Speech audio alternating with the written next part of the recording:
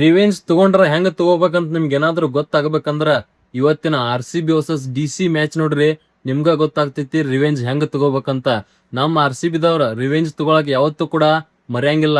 ಆ ರಿವೆಂಜ್ ನ ತಗೊಂಡೇ ತಗೋತಾರ. DC ದವ್ರ ನಮ್ಮ RCB ನ ನಮ್ಮ ಹೋಮ್ ಗ್ರೌಂಡ್ ಚಿನ್ನಸ್ವಾಮಿ ಒಳಗ್ ಬಂದ ಸೋಲಿಸ್ ಹೋಗಿದ್ರು. ಸೊ ಅವತ್ತಿನಿಂದ ನಮ್ಮ RCB ಪ್ಲೇಯರ್ಸ್ ಆಗಿರ್ಬೋದು, ನಾವು RCB ಫ್ಯಾನ್ಸ್ ಆಗಿರ್ಬೋದು, ಆ ರಿವೆಂಜ್ ಗೋಸ್ಕರ ಕಾಯ್ಕೊಂಡ್ ಕುಂತಿದ್ವಿ. ಆ ರಿವೆಂಜ್ ಇವತ್ತ ಡೆಲ್ಲಿ ಟೀಮ್ ನ ಅವ್ರ ಹೋಮ್ ಗ್ರೌಂಡ್ ಒಳಗೆ ಸೋಲ್ಸೋದ್ರ ಮೂಲಕ ಆ ರಿವೆಂಜ್ ನ ತಗೊಂಡಿದ್ವಿ. ಅದು ಕೂಡ ನಾವು ಡೆಲ್ಲಿ ಟೀಮ್ ನ ಕೇವಲ ಸೋಲಿಸಿಲ್ಲ, ಹೀನಾಯವಾಗಿ ಸೋಲಿಸಿದ್ದೇವೆ. ಕೇವಲ 75 ರನ್ಗೆ ಅವರ ಹೋಮ್ ನಲ್ಲಿ ಅವ್ರನ್ನ ಆಲ್ಔಟ್ ಮಾಡೋದರ ಮೂಲಕ IPL ಇತಿಹಾಸದಲ್ಲೇ one of the greatest revenge ನ ನಾವು ಇವತ್ತು ತಗೊಂಡಿದ್ದೇವೆ.